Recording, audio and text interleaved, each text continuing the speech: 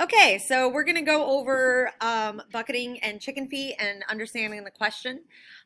We did this with the last DBQ, but I want to make sure everybody understands it better with this one since I don't have the extra scaffolded form for some of you. Okay, so who can tell me in this class what is the analytical question that is asked by this DBQ? What is the thing that they're asking you to write about? Who can tell me? Yes, Logan? Okay, so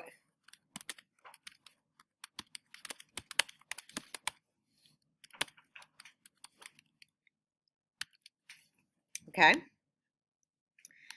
So what are the terms in the question that need to be defined? What did we define with the first activity that we did the first day? We used 3 words to describe what grade is. Oops. There we go.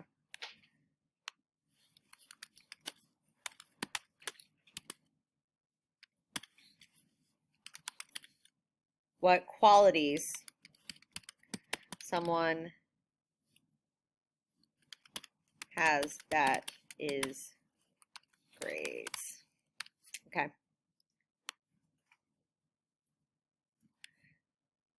Okay, now everybody take a moment and rewrite the question in your own words.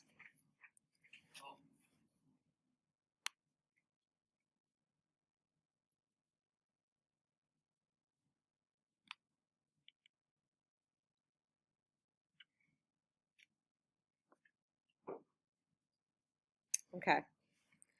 So the pre-bucketing is going to be on the last page.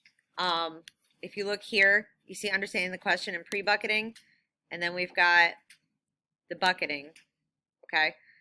See, this is the less scaffolded version. So while you're doing this, it might be smart if you forget what you're doing to come back here to understanding the question and pre-bucketing.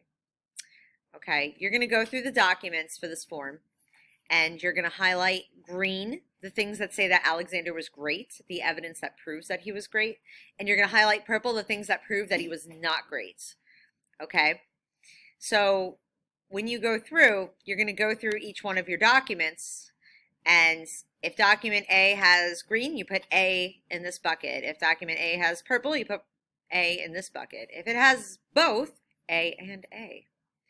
So when you're writing, it's smart to choose the bucket that has the most evidence because then obviously you have the most to write about, and then you know exactly what documents to look at so that you can defend that writing with evidence. So then after you filled the buckets with all of the document letters from your highlighting, you see which bucket, okay, has more. You choose it. If they're both even, you pick whichever one you like the most. Then there's 3 reasons that you're going to give for Alexander being great or not great based on what you picked. Down here, I gave 2 examples with 3 reasons for each for him to be great or not great.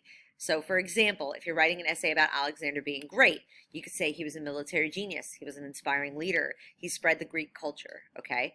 So what you would do is you would go back to the documents for him being great, and you would see which ones prove he was a military genius, which part of the green highlighting proves he was a military genius, what part of the green highlighting proves he was a leader, what part of the green highlighting proves he spread Greek culture.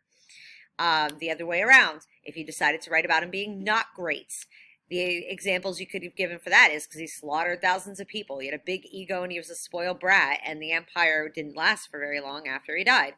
So you'd go back up here, you'd look at the letters in this bucket, you'd visit them, those documents, and then you would look for the purple highlighted evidence that proves that he slaughtered thousands. Okay, so if it was highlighted purple that he killed 500,000 people, you would and that was in document A, you would put document A in reason 1, okay?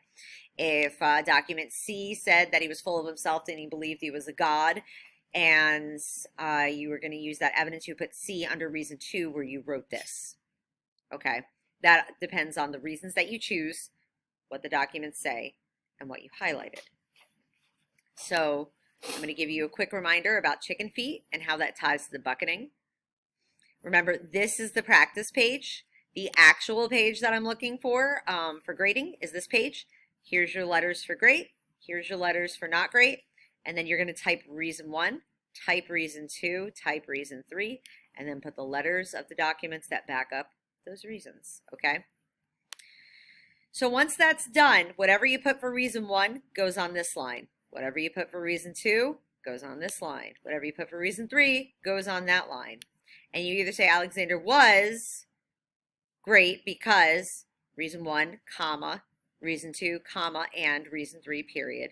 Or you say Alexander was not great because reason 1, comma, reason 2, comma, and reason 3, period. And that is your thesis statement, which is also known as your roadmap. Remember that each one of these becomes the first sentence of the 3 body paragraphs as well. Okay, your thesis statement is going to be the last sentence in the first paragraph of the essay.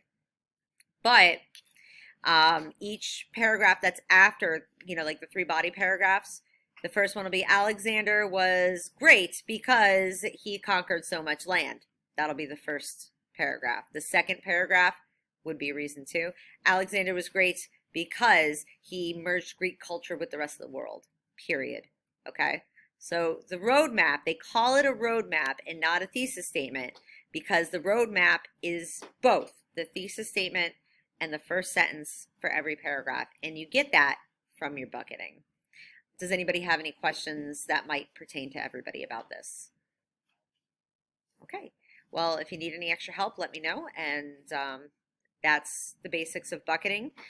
Today, or at least the day that I'm launching this video, you should be doing your documents. The only document you have to answer questions for is A, because you have to interpret the map. And then based on how you interpret the map, you circle it in green or in purple, depending on if you think he was great or it proves he was great or not great. Then every other document, there aren't any questions. All it is highlighting green the evidence within the document that proves he was great, and in purple, the evidence that proves that he was not great. And remember that every document might not have both colors. Some might just prove he's great, some might just prove he's not great, some might have both.